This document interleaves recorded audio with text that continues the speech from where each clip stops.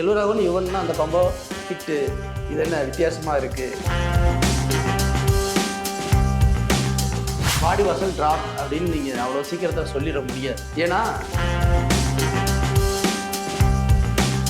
இப்போ வெற்றிமாறன் கூட இவர் நடிக்கும்போது இந்த படத்தில் வந்து சிம்பு யாருப்பா இப்படி சூப்பராக நடிக்கிறாருன்ற ஒரு பேர் வேணுமென்றதுக்காக தான் இப்போ சிம்பு உள்ளே வராரே தவிர.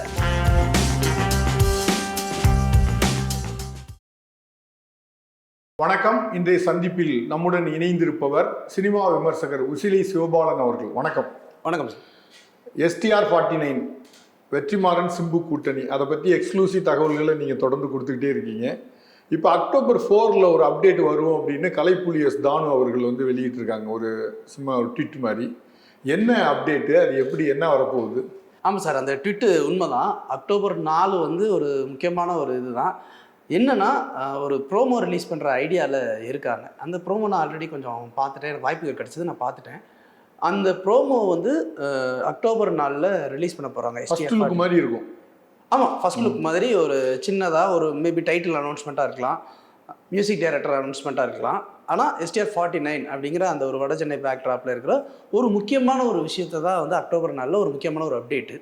அந்த அப்டேட்டுக்காக தான் நம்மளும் வெயிட்டிங். அதில் இன்னொரு சிறப்பான ஒரு விஷயம் என்னென்னா, கேள்விப்பட்ட வரைக்கும் அதுக்கு மியூசிக் டைரக்டர் வந்து அனிருத் தான். அதுதான் வித்தியாசமாக இருக்குது. ஏன்னா வெற்றிமாறன்னாவே அது இளையராஜா இல்லாட்டி GV பிரகாஷ். ஆமாம், அது 2 பேர் தான் அவரோட இதில் இருக்குது. ஆஸ்தான லிஸ்ட்டில் இருக்க மியூசிக் டைரக்டர் சார் தான். ஃபஸ்ட் டைம் வெற்றிமாறன் வந்து அனிருத்தோட மியூசிக், அதே மாதிரி சிம்புவுக்குமே வந்து அனிரோட மியூசிக்கு தான் ஃபஸ்ட் டைம். இது என்ன காம்பினேஷன் எனக்கு தெரியல. ஆனால் ஃபஸ்ட் டைம் அனியோட மியூசிக்கு. ஏன்னா இவங்க 2 பேருமே வெற்றி சார் எப்போவுமே படம் எப்படி எடுப்பாருங்கிறது நமக்கு தெரியும். கொஞ்சம் ராவா வேகா அந்த மாதிரி ஒன்று எடுக்கிறவர். அனியோட மியூசிக் நமக்கு எப்படின்றது தெரியும். ரொம்ப ஸ்வாகா ஸ்டைலிஷாக ஒரு கொண்டாட்டமாக இருக்கிறது. எனக்கு அந்த அந்த ஒரு காம்பினேஷனே புதுசாக இருந்துச்சு. என்ன இப்போ எப்பவுமே ஜிவினா ஜிவி ஒரு ரிதமிக்காக ஒன்று கொண்டு போயிடுவார். இப்போ ராஜா சார்னா நம்ம சொல்லவே வேணாம். நீங்கள் இப்போ அதை கொண்டு போய் ரஷஸை கொடுத்தா போதும், அவரே எல்லாத்தையும் ரெடி பண்ணி கொடுத்துருவாரு. இப்படி இருக்கும்போது அணி வெற்றி இது என்ன காம்பினேஷன் அப்படிங்கிறது ஒரு கன்ஃபியூஸ் ஆச்சு. அதே மாதிரி சிம்புவுக்கே பார்த்தீங்கன்னா எப்பவுமே யுவன் மியூசிக் இருக்கும், ஆனால் இந்த தடவை அணி உள்ளே வராங்க. ஸோ இந்த காம்பினேஷனே கொஞ்சம் புதுசாக இருக்குது. ஸோ தானு ப்ரொடக்ஷன் இப்படி எல்லாமே வந்து ஒரு புது அப்டேட்டு. ஸோ இதுதான் வந்து எனக்கு தெரிஞ்சு 4ஆம் தேதி வெளியாக போகிற ஒரு எக்ஸ்க்ளூசிவ் அப்டேட்டாக இருக்கும் அப்படின்னு நம்பலாம். இந்த காம்போவே புதுசாக இருக்குது. எப்படின்னா சிம்பு, வெற்றிமாறன், அனிருத், இந்த இந்த 3 பேரும் இது வரைக்கும் இணைந்ததே இல்லை. அந்த இந்த இந்த இணைவு இருக்குல்ல, இதுவே புதுசாக இருக்குது, ஒரு செய்தியாக இருக்குது சினிமாவில். இது எப்படி வரும் அப்படிங்கிறது. ரெண்டாவது என்னன்னா, ஃபர்ஸ்ட் டைம் வந்து செல்வராகவன் 1001 ஜிவி கூட இணையும் போதுமே இந்த ஒரு இது இருந்தது. என்னது ஃபர்ஸ்ட் டைம் வந்து உள்ள ஜிவி கூட வந்து இணைகிறாரு செல்வராகவன். எப்போவுமே செல்வராகவன் யுவன்னா அந்த காம்போ ஹிட்டு, இது என்ன வித்தியாசமாக இருக்குது அப்படிங்கிற ஒரு விஷயம். ஸோ இந்த இடத்துல அதை எல்லாத்தையுமே டோட்டலாகவே உல்ட்டா பண்ணி ஒரு மியூசிக் ஒரு ஆக்சுவலாக 1001 மியூசிக் இன்னும் நம்ம கொண்டாடிக்கிட்டு இருக்கோம். அந்த BGM எல்லாத்தையுமே நம்ம கொண்டாடிட்டு இருக்கோம் இல்லையா? அது மாதிரி மேபி இதுக்குள்ளே வந்து ஏதாவது ஒரு மிராக்கல் இருக்கும். அந்த அணியுமே வந்து கொஞ்சம் யோசித்து பாருங்க. ஒரே பேட்டர்ன கமர்ஷியல் மூவிஸு ஒரு பெரிய படத்துக்கே கொடுக்குறது பதிலாக மேபி ஒரு கல்ட்டு கிளாசிக் மூவிக்கு நம்ம ஏதாவது ஒரு பேட்டர்னை மாற்றி பண்ணலாம் அப்படின்றதுக்காக கூட கொஞ்சம் எஃபர்ட் பண்ணி ஏதாவது ஒன்று பண்ணி பார்க்கலாம் அப்படின்றதுக்காக கூட யோசிச்சுருந்துருக்கலாம். பட் இந்த காம்போ கொஞ்சம் புதுசு. ஏன்னா எல்லாருமே ஒரு மாதிரியான ஆட்கள் எல்லாருமே ஒரே இடத்துல வந்து குழுமி நிற்கிறாங்க அப்படின்னும் போது அந்த ஃப்ளேவர் வித்தியாசமாக இருக்கும். இப்போ இந்த STR49 இருக்குல்ல, இது வடசென்னையோட தொடர்ச்சியாக இருக்குமா, இல்லாட்டி அதை அந்த பேக்ட்ராப்பில் வச்சு வேற கதையாக இருக்குமா? அது வடசென்னை பேக்ட்ராப் தான் சார். இது வந்து நம்ம வடசென்னைங்கிறது என்னென்னா, நம்ம முன்னாடியே சொன்ன மாதிரி அது தனுஷ்காக ஒரு பேட்டர்னை எழுதி அதை கொண்டு வந்து வடசென்னை பேக்ட்ராப்பில் கொண்டு போய் விட்டாங்க. ஆனால் இது வந்து என்னென்னா எக்ஸ்க்ளூசிவாக முதல்ல சிம்புவை வச்சு வெற்றி பண்ணணும்னு நினச்ச ஒரு கதை தான் எடுக்க போகிறாங்க. இது இட்ஸ் லைக் பேரலல் ஸ்டோரின்னு சொல்லுவாங்க. இங்கே ஒரு ஸ்டோரி நடக்கும், பேரலாக இன்னொரு ஸ்டோரி நடக்கும் அதே காலகட்டத்தில். அந்த மாதிரியான ஒரு கதைக்களம் தான். ஸோ அந்த கதைக்களத்தை தான் இப்போ எடுக்க போகிறாங்க. ஆனால் என்னென்னா வட சென்னைக்காக நிறைய செட்டு போட்டாங்க.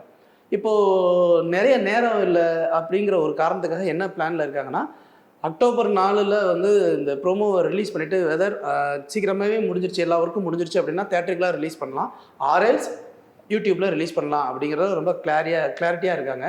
இது முடிச்சதுக்கப்புறம் 19ஆம் தேதி படத்தோட ஷூட்டை ஸ்டார்ட் பண்ணிடலாம். அதுவும் ஸ்ட்ரெயிட்டாக ராயபுரம்ல லைவ் லொக்கேஷனுக்கே போயிடலாம். செட்டு போட்டு இதுக்கப்புறம் உட்காந்து இந்த எல்லாமே ரெடி பண்ணுறதுங்கிறதுக்கு முடியாத காரியம். ஸோ இம்மிடியேட்டாக நம்ம ப்ராசஸ் ஸ்டார்ட் பண்ணலாம் அப்படிங்கிற ஐடியாவில் இருக்காங்க. ஸோ இது 2மே பேரலல் சொல்லுவேன். இதுக்கும் எந்த சம்மந்தமும் வராது. மேபி அந்த இன்டர்லிங்கடா அப்படிங்கிற ஒரு விஷயம் இருக்கு இல்லையா, ராஜன் அப்படிங்கிற அந்த ஒரு கேரக்டரோட அங்கே அந்த டெவலப்மெண்ட்டு ஏதோ ஒரு இடத்துல இந்த பேரலாக கனெக்ட் ஆகிறதுக்கு வாய்ப்புகள் உண்டே தவிர பட் இந்த ஸ்டோரிக்கும் எந்த சம்மந்தமும் வராது. பொதுவாக வெற்றிமாறன் வந்து செட்டு போட்டு எடுக்கிறதே அவருக்கு பிடிக்காத போல இருக்குல்ல. இப்போ விடுதலையெல்லாம் பார்த்தா லைவ் லொக்கேஷனில் தான் மலையில் போய் எடுத்தார். அதே மாதிரி இந்த படம் இது கொஞ்சம் சிரமமாக இருக்காதா? சென்னைக்குள்ளே எடுக்கும்போது அந்த இப்போ நடிகர்களை பார்க்க வர கூட்டம் அதை ஆர்கனைஸ் பண்ணுறதே ஒரு பெரிய வேலையாக மாறிடும். இல்லை சார், அது நிச்சயமாக ரொம்ப டஃப்பான ஒரு விஷயம் தான் சார். இப்போது ரொம்ப ரொம்ப டஃப்பான ஒரு விஷயம் தான். இது எப்படி எடுக்க போகிறாங்க அப்படிங்கிறது இருக்கும். ஏன்னா நீங்கள் பேசிக்காக கன்சிடர் பண்ணி பாருங்கள், ராயபுரம் அப்படிங்கிறது இந்த வட சென்னை ஏரியாவே எப்போவுமே கொஞ்சம் நெருக்கம் ஜாஸ்தியான ஒரு இடம். அந்த பகுதிகள் எல்லாமே ஒரு நெருக்கமான இடங்கள். இதில் வந்து நீங்கள் கேமரா ஃபிக்ஸ் பண்ணுறதுங்கிறதே ஒரு பெரிய குதிரைக்கம்பான விஷயம். இந்த ரிஃப்ளெக்டரு அது இதுன்னு சொல்லிட்டு அந்த கேமராவுக்கு உண்டான அந்த சைடு எக்யூப்மெண்ட்ஸ் ஃபிக்ஸ் பண்ணுறதுங்கிறது இன்னும் ஒரு பெரிய விஷயம். இதில் ஒரு ஆர்டிஸ்ட்டை வந்து சேஃபாக கூப்பிட்டு உட்கார வச்சு நடிக்க வச்சு திருப்பி வீட்டுக்கு அனுப்பிச்சுடுறதுங்கிறது இன்னும் ஒரு பெரிய விஷயம். இது எல்லாத்தையுமே தாண்டி அவர் வந்து லைவ்லியாக அந்த ஒரு விஷயம் வரணும் அப்படிங்கிறதுல ரொம்பவே இருக்கார். அதுக்கு காரணம் வந்து அவர் வந்த ஸ்கூல் அப்படி தானே. பாலுமேந்திர சார் எப்போவுமே லைவில் தான் வேணும் அப்படின்னு ஆசைப்படுவார். அவர் செட்டே வேண்டாம் அப்படின்னு நினைக்கக்கூடிய ஒரு இடத்துலேருந்து இவர் வந்திருக்காரு அப்படின்னும் போது ஸோ அது எதார்த்தம் தான். ஆனால் இது போக போக தான் தெரியும் எப்படி அதை ஹேண்டில் பண்ணுவாங்க அப்படிங்கிற அந்த ஒரு விஷயத்த போக போக தான் தெரியும். ஆனால் எனக்கு தெரிஞ்சு எல்லாமே ஃபுல் அண்ட் ஃபுல் அங்கே எடுப்பாங்களா அப்படிங்கிறது ஒரு கொஸ்டின் மார்க் தான். மேபி கொஞ்சம் இப்போ இனிஷியலாக கொஞ்சம் ஸ்டார்ட் பண்ணிட்டோம் அப்படின்னா செட் ஒர்க் எங்கேயாவது முடிஞ்சிருச்சுன்னா பேட்ச் ஒர்க் பண்ணுறதுக்கு கூட அங்கே கூட மூவ் பண்ணிடுவாங்கன்னு நான் நம்புகிறேன். இந்த கதையில் வந்து தனுஷ் நடிக்க வேண்டியது இருந்ததோ? வெற்றிமாறன் யோசிக்கும் போது இது தனுஷ் பண்ணுறது மாதிரி ஒரு சூழல் இருந்ததோ? அப்படிலாம் இல்லை சார். ஃபஸ்ட்டு இந்த கதையை சொன்னதே சிம்புக்காக தான். ஏன்னா இந்த கதைக்களம் அந்த மாதிரியான ஒரு கதைக்களம். ஃபார் எக்ஸாம்பிள் என்னென்னா 2 காலகட்டத்தில் நடக்கிற ஒரு கதைக்களம். 2004ன்னு நினைக்கிறேன். 2004 இளமையாக இருக்கிற சிம்பு இப்படி ஒரு ஆக்ரோஷமாக இருக்கிற ஒரு பையன், அந்த லோக்கல் சென்னையுடைய ஒரு முக்கியமான ஒரு பையன், அவன் எப்படி உயர்ந்து வரான் அப்படிங்கிற ஒரு விஷயம். அதே சிம்பு ஒரு 2018 காலகட்டம், ஒரு கிட்டத்தட்ட ஒரு 15-16 வருஷம் கழிச்சு ஒரு மெச்சூரிட்டி ஒன்று வந்திருக்கும்ல. நிறைய பிரச்சனைகளை பார்த்ததுக்கப்புறம் ஒரு மெச்சூரிட்டி வந்ததுக்கப்புறம் இதெல்லாம் தவறுன்னு திருந்தி எல்லாத்தையும் விட்டுட்டு வரணும்னு நினைக்கிற ஒருத்தனை அவன் பண்ண அந்த முன்வினைகளை அவனை போட்டு துரத்துது அப்படிங்கும்போது அவன் அதிலேருந்து எப்படி வெளியில் வரணும்னு ட்ரை பண்ணுறான் அப்படிங்கிற ஒரு 2 காலகட்டம் இருக்கு இல்லையா. அதுக்கு வந்து சிம்பு ஆப்டாக இருப்பாருன்னு நம்பித்தான் வெற்றி வந்து அப்போ அந்த கதையை சொன்னார். பட் அந்த சூழ்நிலையில் அது எதுவுமே ஒத்து வராத காரணத்தினால அதே இடத்துல தனுஷ் சார் வந்து சார் நீங்கள் ஏதோ படம் பண்ணுறீங்களாம்ல, என்ன வச்சு பண்ணக்கூடாதா அப்படின்னு கேட்கும்போது இல்லை சார் நான் சிம்புக்கு அதை கமிட் பண்ணிட்டேன், பட் இதுக்கு என்னால் முடியாது அப்படின்னும்போது இல்லை நான் எதாவது ஃபிக்ஸ் பண்ணணும்னு சொல்லுங்கள், நான் அதுக்கேற்றாப்புல என் உடம்பு எல்லாத்தையும் மாற்றிக்கிறேன் அப்படின்னும்போது அப்புறம் அவர் கொஞ்சம் கொஞ்சமாக என்ன பண்ணியிருக்காரு, அந்த கேரக்டரைசேஷனோட மேனரிசத்தை மட்டும் எடுத்து வேணும்னா பேரலாக ஒரு ஸ்டோரி நான் ஒன்று கொண்டு வரேன் அப்படின்னு சொல்லிட்டு தான் ஒரு கேரம் ஆடுற ஒரு டீமு, அந்த லோக்கல்லே இன்னொரு கேரம் ஆடுற டீமு, அந்த ஒரு பிரச்சனையாக ஒரு கேரம் போர்ட் பிளேயராக கொண்டு வந்து அதுக்கப்புறம் அதுக்குள்ளே ஒரு கேங்ஸ்டர் ஸ்டோரி மாதிரி நம்ம ஒன்று கொண்டு போயிடலாம் அப்படின்னு சொல்லி அதுக்காக டிசைன் பண்ண தான் தனுஷ். பட் இது தனுஷ் நடிக்க வேண்டியதில்லை. ஆக்சுவலாக சிம்புக்காக எழுதப்பட்ட கதை. தனுஷ் அப்படி உள்ளே வராருன்றதுனால அந்த கதையிலிருந்து அப்படியே முற்றிலும் பேரலாக ஒரு கதையை எழுதி தான் வெற்றி அங்கே கொடுத்தாரு. ஸோ அது ரெண்டுமே வேறு. இப்போ வட சென்னை அப்படின்னாவே புறாவும் கேரம் போர்டு தவிர்க்க முடியாதோ?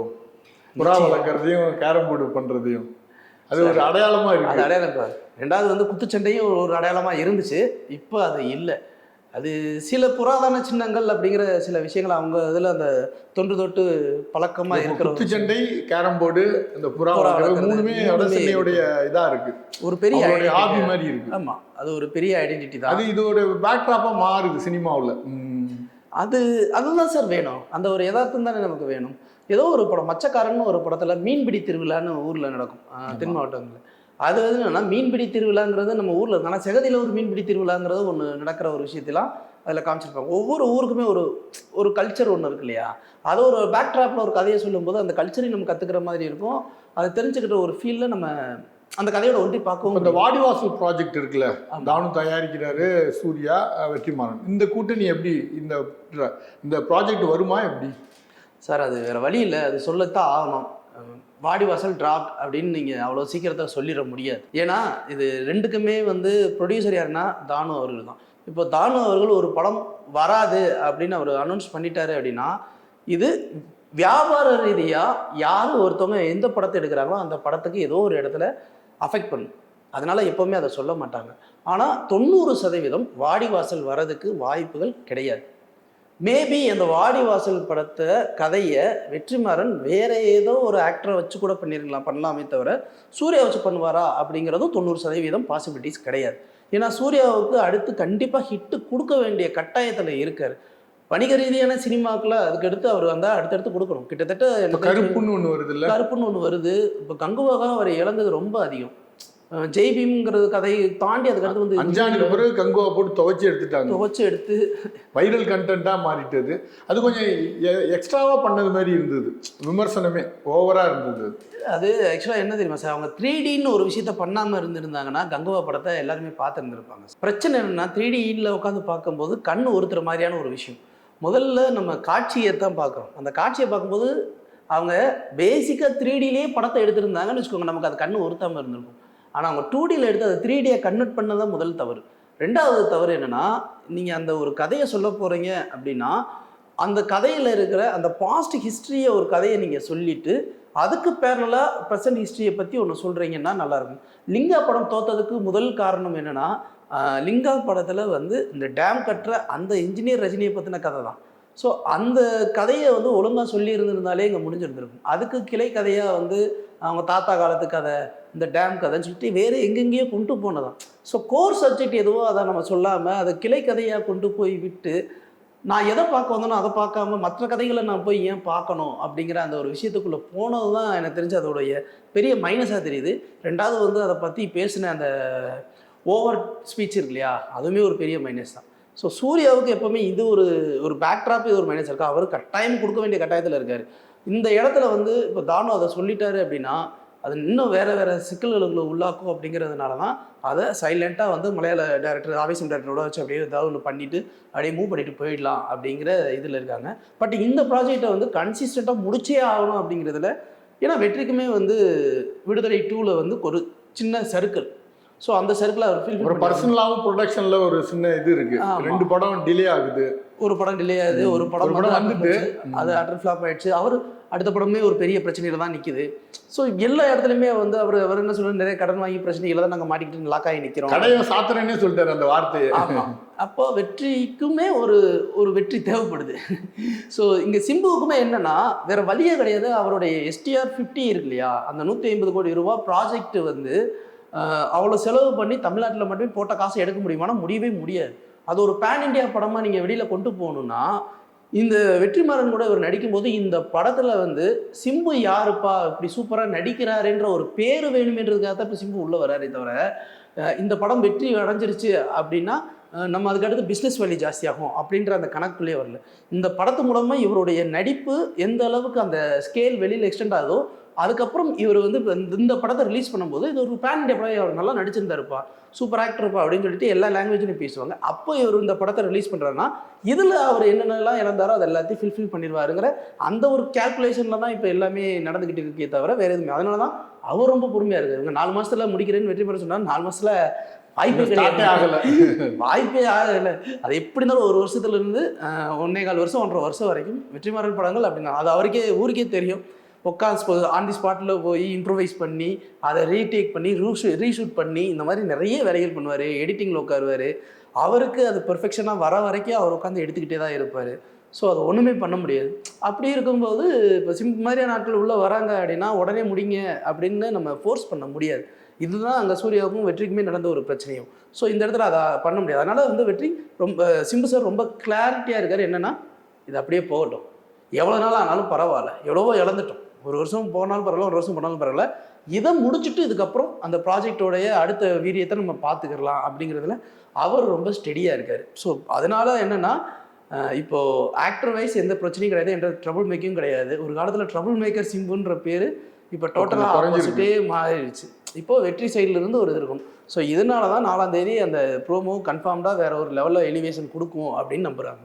மீண்டும் பேசுவோம். நன்றி, வணக்கம். நன்றி. இந்த வீடியோ உங்களுக்கு பிடிச்சிருந்தா லைக் பண்ணுங்க, ஷேர் பண்ணுங்க, கமெண்ட் பண்ணுங்க. மறக்காம OH சினிமா சேனலுக்கு சப்ஸ்கிரைப் பண்ணுங்க.